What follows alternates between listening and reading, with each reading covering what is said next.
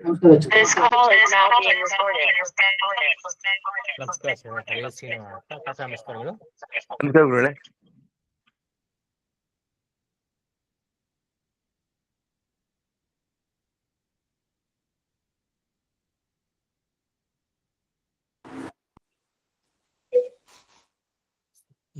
ಸುಮತಿಭಿರನುಮೇಯಂ ಶುಭ್ರಕಾಯಂ ಸಖಾಯಂ ಸುಖಮಜಮನಪಾಯಂ ಮುಕ್ತ್ಯುಪಾಯಂ ವಿಮಾಯಂ ಗ್ರಹಯಮಹಮಮೇಯಂ ಧ್ಯೇಯಮಾಮ್ನಾಯಗೇಯಂ ಸದಜಮಸದಜೇಯಂ ಶ್ರೇಸಹಾಯಂ ಭಜೇಯಂ ತಪಸ್ವಾಧ್ಯಾಯ ಶುಶ್ರೂಷಾ ಕೃಷ್ಣಪೂಜಾರತಂ ಮುನಿಂ ವಿಶ್ವೇಶಮಿಷ್ಟದಂ ವಂದೇ ಪರಿಮ್ರಾಟ್ ಚಕ್ರವರ್ತಿನಂ.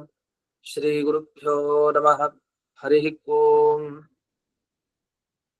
ಶುಜಃಪತ್ಯೇ ನಿತ್ಯ ಗಣಿತ ಗುಣಮಾಣಿಕ್ಯ ವಿಶದ ಪ್ರಭಾಜಾಲೋಲ್ಲಾಸೋಪಹತ ಸಕಲಾವತ್ಯ ತಮಸೆ ಜಗಜ್ಜನ್ಮಸ್ಥೇಮ ಪ್ರಳಯ ರಚನಾಶೀಲ ವಪುಷೆ ನಮೋ ಶೇಷಾಂನಾಯ ಸ್ಮೃತಿ ಹೃದಯ ದೀಪ್ತಾಯ ಹರಜೆ ಯೇನ ಪ್ರಾದುರಭಾವಿ ಭೂಮಿ ವರಜೆ ವಿಸ್ತಾರಿ ಗೋಸಂತತಿ ಪ್ರಾಬೋಧಿ ಶ್ರುತಿ ಪಂಕಜಂ ಕರುಣಯಾ ಪ್ರಕಾಶಿತತ್ವಂ ಪರಂ ಧ್ವಾಂತಂ ಧ್ವಂ ಸಮನಾದಿ ಸಾಧುನಿಕರಶ್ಚಾಕಾರಿ ಸನ್ಮಾರ್ಗಗಃ ತೇನೋ ವ್ಯಾಸದಿವಾಕರೇಣ ಸತತಂ ಮಾತ್ಯಾಜಿ ಮೇ ಮಾನಸಂ ವ್ಯಾಪ್ತಿರ್ಯಸ್ಯ ನಿಜೇ ನಿಜೇ ನಮಃ ಸಾ ಪಕ್ಷೇ ಸಪಕ್ಷೇ ಸ್ಥಿತಿಃ ಯಾವೃತ್ತಿಶ್ಚ ವಿಪಕ್ಷತೋಥ ವಿಷಜೇ ಸಕ್ತಿರ್ನ ವೈ ಬಾಧಿತೆ ನೈವಾಸ್ತಿ ಪ್ರತಿಪಕ್ಷಯುಕ್ತಿರತುರಂ ಶುದ್ಧಂ ಪ್ರಮಾಣಂ ಸಭೆ ಭೂಯಾತ್ತತ್ವವಿದಿರ್ನಜಾಯ ಭಗವಾನ್ ಆನಂದತೀರ್ಥೋ ಮುನಿಃ ಭವತಿ ಯದನುಭಾವಾದ್ದೇಡ ಮೂಕೋಪಿ ವಾಗ್ಮಿ ಜಡಮತಿರಪಿ ಜಂತುರ್ಜಾಯತೆ ಪ್ರಾಜ್ಞಮೌಲಿಃ ಸಕಲವಚನ ಚೇತೋ ದೇವತಾ ಭಾರತೀ ಸಾ ಮಮ ವಚಸಿ ನಿಧತ್ತಾಂ ಸನ್ನಿಧಿಂ ಮಾನಸೇ ಚ ರಮಾ ನಿವಾಸೋಚಿತವಾಸ ಭೂಮಿಃ ಸನ್ಯಾಯ ರತ್ನಾವರಿ ಜನ್ಮ ಭೂಮಿಃ ವೈರಾಗ್ಯ ಭಾಗ್ಯೋ ಮಮ ಪದ್ಮನಾಭತೀರ್ಥಾಮೃತಾಬ್ಧಿರ್ಭವತಾದ್ವಿಭೂತ್ಯೈ ಪದವಾಕ್ಯ ಪ್ರಮಾಣಜ್ಞಾನ್ ಪ್ರತಿವಾದಿಮದಚ್ಛಿದಃ ಶ್ರೀಮದಕ್ಷೋಭ್ಯತೀರ್ಥಾಖ್ಯಾನುಪತಿಷ್ಠೇ ಗುರೂನ್ ಮಮ ಶ್ರೀಮದಾನಂದತೀರ್ಥಾರ್ಯ ಸನ್ಮನಸ್ಸರಸಿ ಭುವಿ ಅನುವ್ಯಾಖ್ಯಾನದಲಿನೇ ಚಂಚರೀಕತಿಮೇ ಮನಃ ನ ಶಬ್ದಾಬ್ಧೌ ಗಾಢಾಃ ನ ಚ ನಿಗಮಚರ್ಚಾಸು ಚತುರಾಃ ನ ಚ ನ್ಯಾಯೇ ಪ್ರೌಢಾಃ ನ ಚ ವಿದಿತವೇದ್ಯಾಪಿ ವಯಂ ಪರಂ ಶ್ರೀಮತ್ಪೂರ್ಣ ಪ್ರಮತಿ ಗುರು ಕಾರುಣ್ಯ ಸರಣಿಂ ಪ್ರಪನ್ನಾಮಾನ್ಯಾಸ್ಮಃ ಕಿಮಪಿ ಚ ವದಂತೋಪಿ ಮಹತಾಂ. ಓಂ ನಾರಾಯಣಂ ನಿಖಿಲ ಪೂರ್ಣ ಗುಣೈಕದೇಹಂ ನಿರ್ದೋಷಮಾಪ್ಯತಮಮಪ್ಯಖಿಲೈಃ ಸುವಾಕ್ಯೈಃ ಅಸ್ಯೋದ್ಭವಾದಿದಮಶೇಷ ವಿಶೇಷತೋಪಿ ವಂದ್ಯಂ ಸದಾ ಪ್ರಿಯತಮಂ ಮಮ ಸನ್ನಮಾಮಿ. ಕುಪಿತಾ ಹಿ ಫಣಚ್ಛಾಯಾ ಸಮೀಕೃತ್ಯ ಪರಂ ಸುಖಂ ಸೇವಂತೆ ಯತ್ಪದಂ ಧೀರಾಃ ತಂ ಭಜೆ ವಲ್ಲಭಂ ಶ್ರಿಯಃ.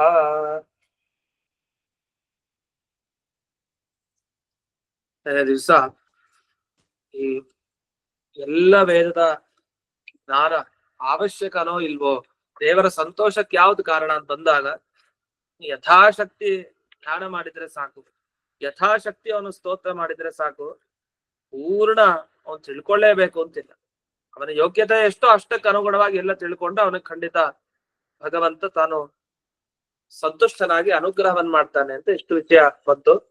ಅದರಲ್ಲಿ ವ್ಯಾಕರಣದ ವಿಚಾರ ಬಂತು. ಯಥಾ ಯೋಗ್ಯಂ ಅಂತ ಆಗ್ಬೇಕಲ್ವಾ, ಯಥಾ ಯೋಗ್ಯ ಅಂತ ಹೇಗ್ ದೀರ್ಘ ಆಯ್ತು, ಅದು ಸ್ತ್ರೀಲಿಂಗ ಶಬ್ದ ಹೇಗಾಯ್ತು ಅಂತ, ರಮಾ ಸೀತಾ ಅಂತೆಲ್ಲ ಇರೋ ಹಾಗೆ ಹೇಗಾಯ್ತು ಅಂತ ಪ್ರಶ್ನೆ. ಅದಕ್ಕೆ ಇವರು ಉತ್ತರ ಹೇಳ್ತಾರೆ. ಈಗ ಯಥಾಯೋಗ್ಯಂ ಅಂತ ಯಾವಾಗ ಆಗತ್ತೆ ಅಂದ್ರೆ, ಈ ಸಮಾಸ ಮಾಡಿದ್ರೆ, ನಾನು ಹೇಳಿದಂತೆ ಎರಡು ಪದ ಬೇರೆ ಬೇರೆ ಇದ್ದದ್ದನ್ನ ಜೋಡಿಸಿದಾಗ ಯಥಾಯೋಗ್ಯಂ ಅಂತ ಆಗ್ಬೇಕು. ಆದ್ರೆ ನಿಮಗೆ ಇದು ಒಂದೇ ಪದ ಅಂತ ಯಾರು ಹೇಳಿದ್ದು? ಒಂದೇ ಪದ ಅಲ್ಲ, ಯಥಾ ಅನ್ನೋದೇ ಬೇರೆ, ಯೋಗ್ಯ ಅನ್ನೋದೇ ಬೇರೆ. ಹಾಗಾದ್ರೆ ಏನರ್ಥ ಅದಕ್ಕೆ? ಅದಕ್ಕೆ ಏನರ್ಥ? ಯಾವ ರೀತಿ ಯೋಗ್ಯತೆ ಇದೆಯೋ ಆ ರೀತಿಯಾಗಿ ಫಲವನ್ನ ಪಡಿತಾರೆ. ಯಾವ ರೀತಿ ಯೋಗ್ಯತೆಯೋ ಆ ರೀತಿಯಾಗಿ ಯೋಗ್ಯತೆ ಅನುಗುಣವಾಗಿ ಫಲವನ್ನ, ಅದೇ ಜ್ಞಾನವನ್ನ ಪಡೀತಾರೆ. ಈಗ ಒಬ್ಬನಿಗೆ ಒಂದು 10 ಬುಕ್ ಓದಿ ತಾನು ಅಷ್ಟು ಜ್ಞಾನವನ್ನ ಸಂಪಾದನೆ ಮಾಡ್ಲಿಕ್ಕೆ ಯೋಗ್ಯತೆಯನ್ನು ಪಡೆದಿದ್ದಾನೆ. ಹಾಗಾಗಿ ಅವನಿಗೆ ಯೋಗ್ಯತಾ ಅನುಗುಣವಾಗಿ 10 ಬುಕ್ದಲ್ಲಿ ಇರೋದೆಲ್ಲ ಗೊತ್ತಾಗುತ್ತೆ, ಅದ್ರ ಮೇಲೆ ಗೊತ್ತಾಗಲ್ಲ ಅವನಿಗೆ, ಆಗಲ್ಲ, ಅವನ್ ಬುದ್ಧಿಲಿ ಅದು ಹಿಡ್ಸಲ್ಲ. ಅದೇ ರೀತಿ ಒಬ್ಬನಿಗೆ 100, ಇನ್ನೊಬ್ಬನಿಗೆ 1000, ಹೀಗೆ ಒಬ್ಬೊಬ್ಬರಿಗೆ ಒಂದೊಂದು. ಅದು ಯಥಾ ಯೋಗ್ಯ ಅಖಿಲಜ್ಞತ ಅಂತ, ಯಾವ ರೀತಿಯ ಯೋಗ್ಯತೆನೋ ಆ ರೀತಿ ಎಲ್ಲ ವೇದಗಳ ರಾಶಿಯನ್ನ ತಿಳಿಲಿಕ್ಕೆ ಸಾಧ್ಯ ಇದೆ ಅಂತ. ಇದನ್ನ ಒಂದು ಇದು ಬೇರೆ ಬೇರೆ ಪದ ಅಂತಾನೆ ಉತ್ತರ ಕೊಟ್ಟು ಇದಕ್ಕೆ ಪರಿಹಾರವನ್ನ ಮಾಡಿದ್ದಾರೆ. ಇದಾದ್ಮೇಲೆ ಮುಂದಿನ ಭಾಗಕ್ಕೆ ಹೋಗೋಣ. ಅಲ್ಲ, ಇಲ್ಲಿ ಆತ್ಮಜ್ಞಾನಾನುರೂಪತಃ ಅಂತ ಈ ಪುರಾಣ ವಾಕ್ಯದಲ್ಲಿ ಏನ್ ಮಾಡಿದ್ದಾರೆ, ಆತ್ಮಜ್ಞಾನಾನುರೂಪತಃ ಅಂತ ಒಂದು ಮಾತು ಬಂದಿದೆ. ಅಂದ್ರೆ ನಾರದರು ತಾವು ತಮ್ಮ ಜ್ಞಾನಕ್ಕೆ ಅನುಗುಣವಾಗಿ ಸ್ತೋತ್ರವನ್ನ ಮಾಡಿದ್ರು ಸಾಕು, ಆಗ ದೇವರು ಮೆಚ್ಚಿ ಅವ್ರಿಗೆ ಅನುಗ್ರಹ ಮಾಡ್ತಾರೆ ಅಂತ ಅವ್ರಿಗೆ ಉಪದೇಶ ಕೊಡ್ತಾ ಇದ್ದಾರೆ. ಅಲ್ಲಿ ಆತ್ಮಜ್ಞಾನಾನುರೂಪತಃ ಅನ್ನೋ ಶಬ್ದಕ್ಕೆ ಏನ್ ಅರ್ಥ ಮಾಡಿತ್ತು, ಯೋಗ್ಯತೆ ಎಷ್ಟಿದೆಯೋ ಅಷ್ಟಕ್ಕೆ ಅನುಗುಣವಾಗಿ ಜ್ಞಾನವನ್ನು ಸಂಪಾದನೆ ಮಾಡಿದ್ರು ಸಾಕು, ದೇವರ ಅನುಗ್ರಹ ಆಗತ್ತೆ ಅಂತ. ಆದ್ರೆ ಇದ್ರ ಮೇಲೆ ಆಕ್ಷೇಪವನ್ನ ಮಾಡ್ತಾರೆ. ಅಲ್ಲಿ ಹೇಳಿದ್ದೇನು, ಆತ್ಮಜ್ಞಾನವನ್ನ ಪಡೆದುಕೊಂಡು ಧ್ಯಾನ ಮಾಡ್ಬೇಕು ಅಂತ ಅಷ್ಟ್ ಹೇಳಿದ್ದಾರೆ. ಆತ್ಮಜ್ಞಾನ ಅಂದ್ರೆ ತನಗೆ ಎಷ್ಟು ಯೋಗ್ಯತೆ ಇದೆಯೋ ಅಷ್ಟಕ್ಕೆ ಬೇಕಾದ ಜ್ಞಾನದಿಂದ ದೇವರ ಧ್ಯಾನ ಮಾಡೋದು ಅಂತ ಅರ್ಥ ಅಲ್ಲ. ಆತ್ಮ ಅಂದ್ರೆ ಪರಮಾತ್ಮ ಅಂತ ಅರ್ಥ. ಪರಮಾತ್ಮನ ಜ್ಞಾನವನ್ನ ಪಡೆದು ದೇವರ ಧ್ಯಾನ ಮಾಡ್ಬೇಕು. ಯಾಕಂದ್ರೆ ಒಬ್ರು ಧ್ಯಾನ ಮಾಡ್ಬೇಕು ಅಂದ್ರೆ ಅವ್ರ ಬಗ್ಗೆ ತಿಳ್ಕೊಂಡಿರ್ಬೇಕಲ್ಲ, ಅವ್ರ ಬಗ್ಗೆ ಒಬ್ರ ಬಗ್ಗೆ ತಿಳಿದೇ ಇದ್ರೆ ಧ್ಯಾನ ಮಾಡೋದು ಹೇಗೆ? ಈಗ ಒಬ್ರ ಬಗ್ಗೆ ಪರಿಚಯನೇ ಇಲ್ಲ ನಮ್ಗೆ, ಅವ್ರು ಧ್ಯಾನ ಮಾಡಿದ್ರೆ ಹೇಗೆ? ಒಬ್ಬನಿಗೆ ಚತುರ್ಮುಖ ಬ್ರಹ್ಮದೇವರ ಲಕ್ಷಣನೇ ಗೊತ್ತಿಲ್ಲ, ಅವ್ರು ಹೇಗಿರ್ತಾರೆ ಅಂತ ಗೊತ್ತಿಲ್ಲ. ಅಥವಾ ಒಬ್ಬನಿಗೆ ದುರ್ಗಾದೇವಿ ಹೇಗಿದ್ದಾಳೆ ಅಂತ ಗೊತ್ತಿಲ್ಲ. ಧ್ಯಾನ ದುರ್ಗಾದೇವಿ ಧ್ಯಾನ ಮಾಡೋದು ಹೇಗ್ ಮಾಡ್ತಾರೆ? ಅಂದ್ರೆ ಒಂದು ವಸ್ತುವಿನ ಧ್ಯಾನವನ್ನ ಮಾಡ್ಬೇಕು ಅಂತ ಆದ್ರೆ ಆ ವಸ್ತುವಿನ ಬಗ್ಗೆ ಸರಿಯಾದ ಜ್ಞಾನ ಬೇಕು. ಹಾಗಾದ್ರೆ ಧ್ಯಾನಕ್ಕೆ ಜ್ಞಾನದ ಅಪೇಕ್ಷೆ ಇದೆ. ಇಲ್ಲಿ ಯಾವುದರ ಧ್ಯಾನ ಮಾಡ್ತಾ ಇದ್ದಾನೆ? ದೇವರ ಧ್ಯಾನ ಮಾಡ್ತಾ ಇದ್ದಾನೆ. ಹಾಗಾದ್ರೆ ಯಾರ ಬಗ್ಗೆ ಜ್ಞಾನ ಇರಬೇಕು? ದೇವರ ಜ್ಞಾನ ಬೇಕು. ಆದ್ರಿಂದ ಈ ಪುರಾಣದಲ್ಲಿ ಏನ್ ಹೇಳ್ತಾ ಇದ್ದಾರೆ ಅಂದ್ರೆ, ಯಥಾಶಕ್ತಿ ಜ್ಞಾನವನ್ನ ಪಡೆದು ಕೂಡಲೇ ಭಗವಂತ ಸಂತೋಷ ಕೊಡ್ತಾನೆ ಅಂತ ಹೇಳ್ತಾ ಇಲ್ಲ, ಹೊರತು ಆತ್ಮಜ್ಞಾನ ಅನುರೂಪತಃ, ಆತ್ಮಜ್ಞಾನ ಅಂದ್ರೆ ಪರಮಾತ್ಮನ ಜ್ಞಾನವನ್ನ ಪಡೆದು ಉಪಾಸನೆ ಮಾಡಿದ್ರೆ ಆಗತ್ತೆ. ಆದ್ರಿಂದ ನೀವು ಕೊಟ್ಟ ವಾಕ್ಯ ಇದೆಯಲ್ಲ, ಇದು ನಿಮ್ಮ ವಿಷಯಕ್ಕೆ ಸಮರ್ಥನೆ ಮಾಡ್ಲಿಕ್ಕೆ ಆಗ್ಲಿಲ್ಲ ನಿಮ್ ಕೈ ಈ ವಾಕ್ಯ ಕೊಟ್ಟು. ಯಾಕಂದ್ರೆ ನೀವ್ ಏನಕ್ಕೆ ಈ ವಾಕ್ಯ ಕೊಟ್ಟಿದ್ದು ಉದಾಹರಣೆಯನ್ನ? ಏನಿಲ್ಲ, ಎಲ್ಲ ವೇದಗಳನ್ನ ತಿಳಿಬೇಕು ಅಂತಿಲ್ಲ, ಯಥಾಶಕ್ತಿ ಅವನ ಯೋಗ್ಯತೆಗೆ ತಕ್ಕ ಹಾಗೆ ಎಲ್ಲ ವೇದವನ್ನು ತಿಳ್ಕೊಂಡ್ರೆ ಸಾಕು ಅಂತ. ಇದೆಲ್ಲಾರದ್ರೂ ಇದೆಯಾ?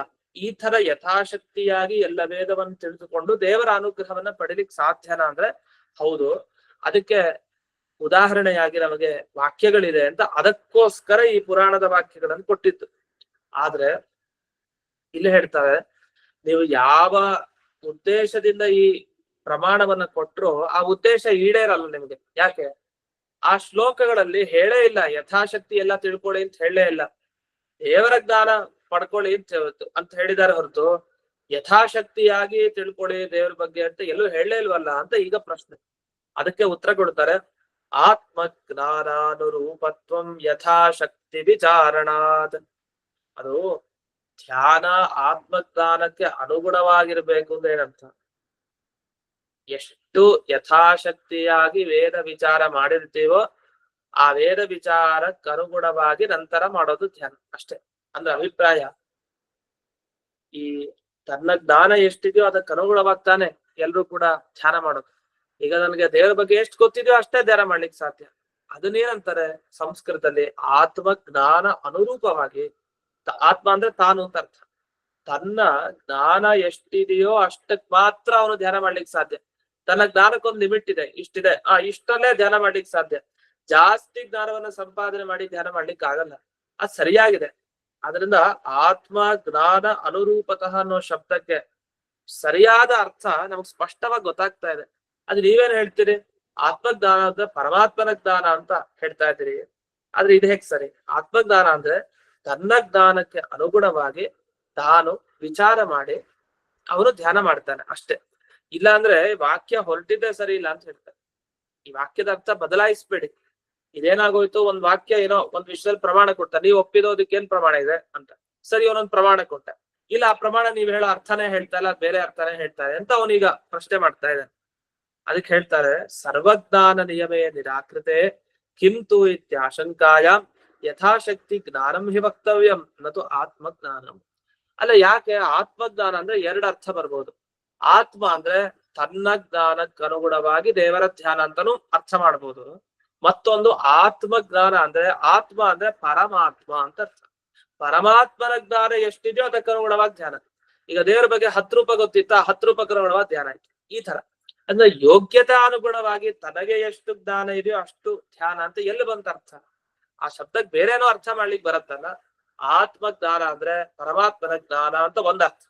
ಇನ್ನೊಂದು ಅರ್ಥ ತನಗೆ ಉಚಿತವಾದ ಜ್ಞಾನ ಅಂತ ಅರ್ಥ ಇನ್ನೊಂದು. ಹಾಗಾದ್ರೆ ಆತ್ಮ ಶಬ್ದ ತನ್ನನ್ನು ಹೇಳ್ತಾ ಇದೆ, ಪರಮಾತ್ಮನನ್ನು ಹೇಳ್ತಾ ಇದೆ. ಒಂದ್ ಮಾತಿದೆ, ಈ ಹಿಂದೆ ಎಲ್ಲ ಬಂತು. ಆತ್ಮ ಅನ್ನೋ ಶಬ್ದದಿಂದ ಯಾರನ್ನು ತಗೊಳ್ಬೇಕು? ಮುಖ್ಯವಾಗಿ ದೇವರನ್ನೇ ತಗೊಳ್ಬೇಕು. ಯಾಕೆಂದ್ರೆ ದೇವರೇ ಆತ್ಮ ಅನ್ನೋ ಶಬ್ದದ ಮುಖ್ಯವಾದ ಅರ್ಥ. ಅದನ್ನ ಬ್ರಹ್ಮಸೂತ್ರದಲ್ಲೂ ಕೊನೆಗೆ ಹೇಳ್ತಾರೆ, ಓಂ ಆತ್ಮೇತಿ ತೂಪಗಚ್ಚಂತಿ ಗ್ರಾಹಯಂತಿ ಚ ಓಂ. ಆತ್ಮ ಅನ್ನೋ ಶಬ್ದಕ್ಕೆ ನಿಜವಾಗಿ ದೇವರು ಅಂತಾನೆ ಮುಖ್ಯ ಅರ್ಥ. ಹಾಗಾದ್ರೆ ಇಲ್ಲಿ ಆತ್ಮಜ್ಞಾನ ಅಂದ್ರೆ ಪರಮಾತ್ಮನ ಜ್ಞಾನ ಅಂತ ಅರ್ಥ ಮಾಡ್ಬೇಕು ಹೊರತು ತನ್ನ ಜ್ಞಾನಕ್ಕನುಗುಣವಾಗಿ ತನಗೆ ಎಷ್ಟಿದೆಯೋ ಅಂತ ತಾನು ಅನ್ನೋ ಅರ್ಥವನ್ನು ತಗೊಳ್ಬಾರ್ದು ಆತ್ಮ ಶಬ್ದದಿಂದ. ಹಾಗಾಗಿ ಹೇಗೆ ಅರ್ಥ ಮಾಡಿದ್ರೆ ತನ್ನ ಜ್ಞಾನಕ್ಕೆ ಅನುಗುಣವಾಗಿ ಧ್ಯಾನ ಮಾಡ್ಬೇಕು ಅಂತ, ಯಾಕಂದ್ರೆ ಆತ್ಮ ಶಬ್ದ ಬಳಸಿದ ಅದು ದೇವರನ್ನು ಹೇಳ್ತಾ ಇದೆ. ಹಾಗಾಗಿ ಪೂರ್ವ ಪಕ್ಷಿ ಏನು ಆತ್ಮ ಶಬ್ದಕ್ಕೆ ತಾನು ದೇವರು ಅಂತ ಅರ್ಥ ಮಾಡಿದ ಅದು ಸರಿಯಾಗಿದೆಯಲ್ವ ಅಂದ್ರೆ ಅದಕ್ಕೆ ಹೇಳ್ತಾರೆ, ನಹಿ ಪರಜ್ಞಾನಂ ಪ್ರಾಗ್ ನಿರಾಕೃತಂ ತಸ್ಮಾತ್ ಆತ್ಮಜ್ಞಾನಂ ನಾಮ ಆತ್ಮ ಯೋಗ್ಯಂ ಜ್ಞಾನಮಿತ್ಯೇವ ವ್ಯಾಖ್ಯೇಯಂ. ಅದ್ ಹಾಗಲ್ಲ. ಒಂದು ಪುರಾಣ ವಾಕ್ಯ ಕೊಟ್ರೆ ಒಂದು ಶಬ್ದಕ್ಕೆ ಹೇಗ್ ಅರ್ಥ ಹೇಳ್ಬೇಕು ಅನ್ನೋದನ್ನ ಜಯತೀರ್ಥರ ನೋಡಿ ಕಲಿದೆ. ಸುಮ್ನೆ ಒಂದು ಶಬ್ದಕ್ಕೆ ನಮ್ಗೆ ಅರ್ಥ ಗೊತ್ತಿದೆ, ಆ ಶಬ್ದಕ್ಕೆ ಬೇರೆ ಬೇರೆ ಸುಮ್ನೆ ಹೇಳೋಗಿದೆ. ಅದು ಪೂರ್ವಾಪರ ವಿಚಾರ ಮಾಡಿ ಇದು ಸರಿನಾ, ಈ ಶಬ್ದಕ್ಕೆ ಹೀಗೆ ಅರ್ಥನಾ ವಿಚಾರ ಮಾಡಿ ಹೇಳ್ಬೇಕಲ್ಲ. ಹೇಳ್ತಾರೆ ಆತ್ಮಜ್ಞಾನ ಅಂದ್ರೆ ಈಗ ಪರಮಾತ್ಮನ ಜ್ಞಾನ ಬಗ್ಗೆ ಯಾಕೆ ಹೇಳ್ತಾ ಇದೀರಿ? ಯಾರು ಬೇರೆಯವ್ರ ಜ್ಞಾನವನ್ನ ನಿರಾಕರಣೆ ಮಾಡಿದೀರಾ? ಈಗ ಹಿಂದೆ ಪ್ರಶ್ನೆ ಏನ್ ಬಂತು, ಎಲ್ಲಾ ವೇದದ ರಾಶಿಯನ್ನ ತಿಳಿಬೇಕಾ ಬೇಡ? ಇಲ್ಲ ತಿಳಿಲೇಬೇಕು ಅಂತ. ತಿಳಿಲೇಬೇಕು ಅಂತಂದ್ರೆ ಇಲ್ಲ ಹಾಗೇನಿಲ್ಲ, ಯಥಾಶಕ್ತಿ ಜ್ಞಾನ ಬಂದ್ರು ಸಾಕು ಅಂತ. ಹಾಗಾದ್ರೆ ಸರ್ವಜ್ಞಾನ ನಿಯಮ ಮಾಡಿದಾಗ ಅಂದ್ರೆ ಎಲ್ಲಾ ವೇದಗಳ ಜ್ಞಾನವನ್ನ ಸಂಪಾದನೆ ಮಾಡ್ಬೇಕು ಅಂದಾಗ ಅದಕ್ಕೆ ಒಬ್ಬ ಪ್ರಶ್ನೆ ಮಾಡೋರು ಏನ್ ಮಾಡ್ತಾರೆ, ಎಲ್ಲಾ ವೇದ ತಿಳಿಯೋದ್ ಬೇಡ, ಯಥಾಶಕ್ತಿ ತಿಳಿದ್ರೆ ಸಾಕು ಅಂತ ಇದು ಉತ್ತರ ಹೇಳ್ತಾರ ಹೊರತು ಎಲ್ಲಾ ವೇದ ಜ್ಞಾನವನ್ನ ಸಂಪಾದನೆ ಮಾಡ್ಬೇಕು ಅದೊಂದು ನಿಯಮ ಅಂದ್ರೆ ಇಲ್ಲ. ಹೌದು, ಪರಮಾತ್ಮ ಜ್ಞಾನವನ್ನು ಸಂಪಾದನೆ ಮಾಡ್ಬೇಕು, ಒಂದೊಂದಕ್ಕೆ ಸಂಬಂಧನೇ ಇಲ್ಲ ಅಂದರ್ಥ. ಶಬ್ದ ಆಡಿದ್ದಕ್ಕೆ ಏನ್ ಅರ್ಥ ಸಿಕ್ತೋ ಅದಕ್ಕೆ ತಕ್ಕ ಉತ್ತರ ಅಥವಾ ತಕ್ಕ ಪ್ರಶ್ನೆ ಅದಕ್ಕೆ ಬಂದ್ರೆ ಸರಿ. ಈಗ ಹಿಂದೆ ಹೇಳಿದ್ದು ಎಲ್ಲ ವೇದಗಳ ಜ್ಞಾನ ಅತ್ಯವಶ್ಯಕ ಅಂತ ಹೇಳದ್ ಕೂಡಲೇ ಇಲ್ಲ, ಯಥಾಶಕ್ತಿ ಜ್ಞಾನ ಸಾಕು ಅಂತ ಅದಕ್ಕೆ ಉತ್ತರ ಕೊಟ್ರೆ ಸಾಕು.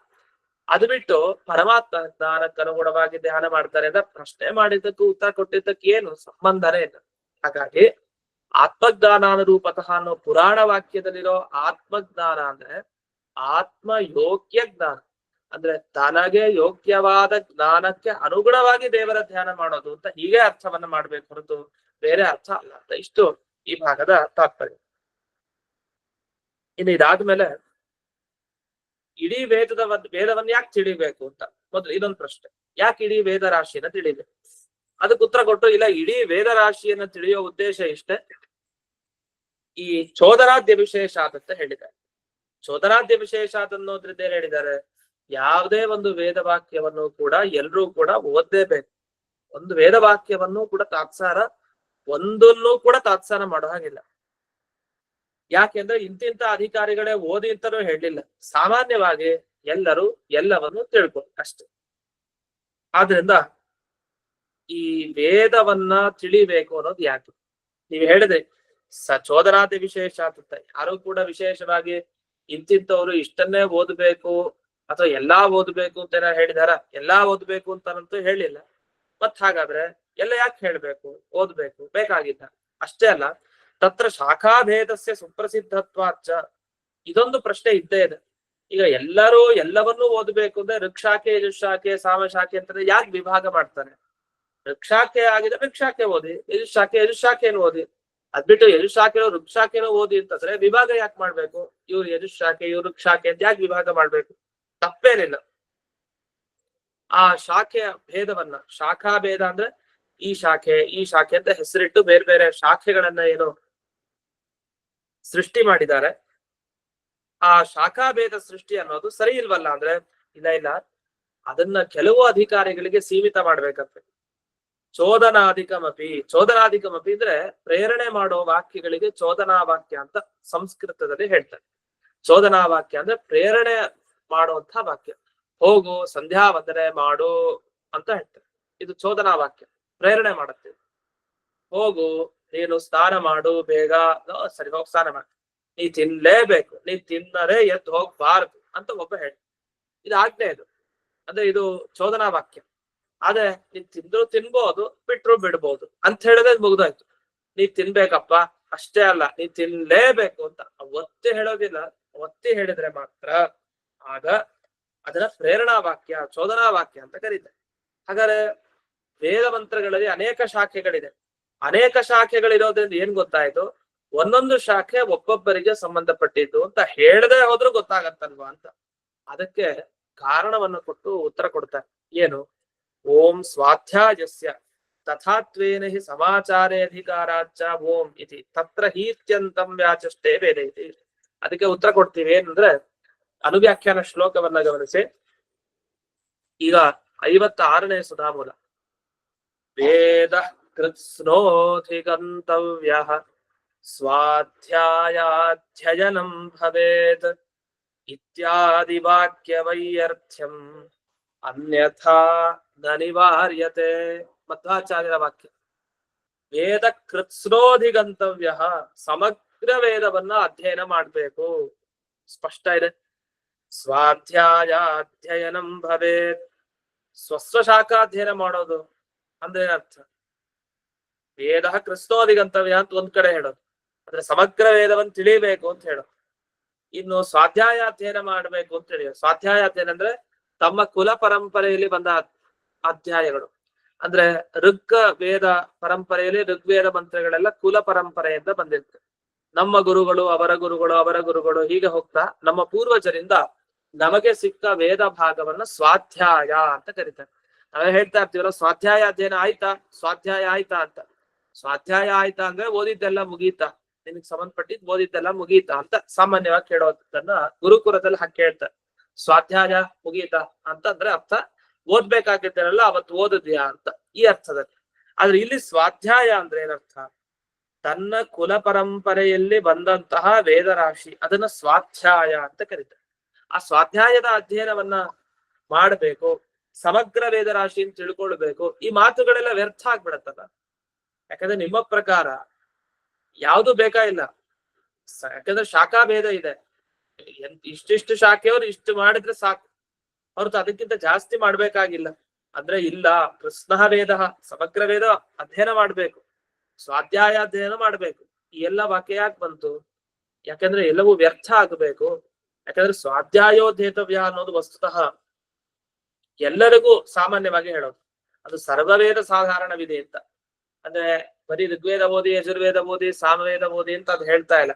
ಎಲ್ಲ ವೇದ ರಾಶಿಗಳನ್ನು ಓದಿ ಅಂತ ಅದು ಹೇಳ್ತಾ ಇದೆ. ಅಷ್ಟೇ ಅಲ್ಲ, ಎಲ್ಲ ವೇದದಲ್ಲಿ ಬಂದ ಕರ್ಮಗಳೇನಿದೆ ಆ ಕರ್ಮಗಳನ್ನ ಆಚರಿಸ್ಲಿಕ್ಕೂ ಕೂಡ ಎಲ್ರಿಗೂ ಅಧಿಕಾರ ಇದೆ.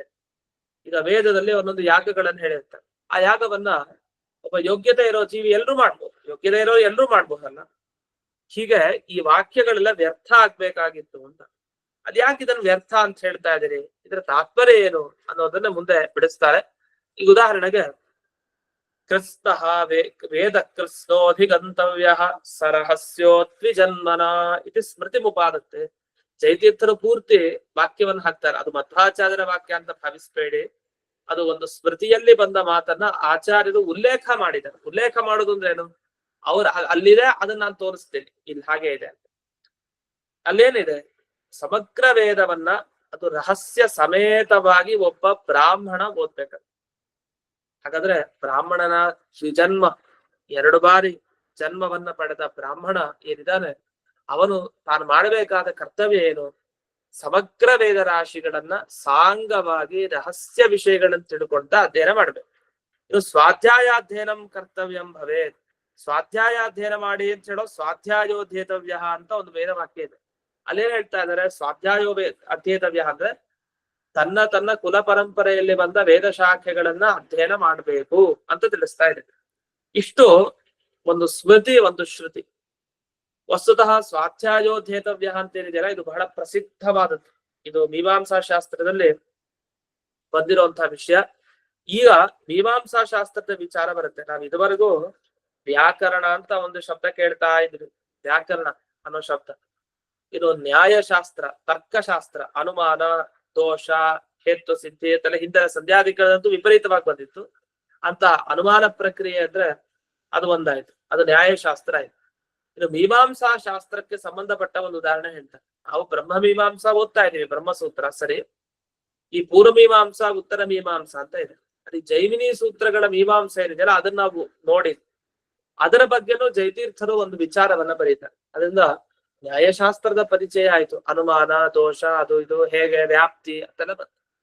ಇನ್ನು ಅನುಮಾನದಾದ ಮೇಲೆ ಈಗ ಈ ಮೀಮಾಂಸಾ ಶಾಸ್ತ್ರದಲ್ಲಿ ಹೇಳುವಂತಹ ಒಂದು ವಿಷಯ ಸ್ವಾರಸ್ಯ ಏನಿದೆ ಅದನ್ನ ತಗೊಂಡು ಅದನ್ನ ಖಂಡನೆ ಮಾಡ್ತಾರೆ, ಅದು ಸರಿ ಇಲ್ಲ ಅಂತ. ಮೀಮಾಂಸಾ ಶಾಸ್ತ್ರದ ಪರಿಚಯವೂ ಕೂಡ ಆಗತ್ತೆ. ಏತದುಕ್ತಂ ಭವತಿ ಅಂತ ಅದನ್ನ ವಿವರಿಸ್ತಾ ಇದ್ದಾರೆ. ಸ್ವಾಧ್ಯಾಯಸ್ಯ ಸ್ವಾಧ್ಯಾಯ ವಿಧೇಹೇ ತಥಾತ್ವೇನ ಸಾಮಾನ್ಯತಃ ಅಂದ್ರೆ ಅಭಿಪ್ರಾಯ. ಈಗ ಎಲ್ರೂ ಸ್ವಾಧ್ಯಾಯ ಮಾಡಿ ಅಂತದೇ ಅರ್ಥ. ಸಾಮಾನ್ಯವಾಗಿ ಎಲ್ಲ ವೇದಗಳ ಅಧ್ಯಯನವನ್ನ ಮಾಡ್ಬೇಕು, ಆಗ ಎಲ್ಲದರ ಜ್ಞಾನ ಬರುತ್ತೆ ಅಂತ ಅರ್ಥ. ಯಾಕೆ ಓದೋದಕ್ಕೆ ಏನ್ ಫಲ? ಒಂದ್ ಮಾತು ಹೇಳ್ತಾರೆ ಜಯತೀರ್ಥರು, ಅಧ್ಯಯನಸ್ಯ ಅರ್ಥಜ್ಞಾನ ಪರ್ಯಂತತಾ ಸ್ಥಿತೇ. ಓದೋದು ಏಕೆ ಅಂದ್ರೆ ಜ್ಞಾನ ಬರೋವರೆಗೂ ಓದ್ಬೇಕಂತೆ. ಓದ್ತಾ ಓದ್ತಾ ಅರ್ಥ ಆಗ್ಲಿಲ್ವಾ, ಅರ್ಥ ಆಗೋವರೆಗೂ ಓದ್ಬೇಕು ಅಂತ ಹೇಳ್ತೀವಲ್ಲ, ಹಾಗೆ ಸ್ವಾಧ್ಯಾಯ ವೇದ ಮಂತ್ರಗಳ ಅಧ್ಯಯನ ಮಾಡಿದ್ರೆ ಸುಮ್ನೆ ಅಧ್ಯಯನ ಮಾಡ್ತಾ ಇರಿ ಅಂತ ಅರ್ಥ ಅಲ್ಲ. ಆ ವೇದಾಧ್ಯಯನ ಮಾಡ್ತಾ ಅರ್ಥಜ್ಞಾನ ಆಗೋವರೆಗೂ ಅಧ್ಯಯನ ಮಾಡಿ ಅಂತ ಇದನ್ನ ಇಲ್ಲಿ ಒತ್ತು ಕೊಟ್ಟು ಹೇಳಿದ್ದಾರೆ.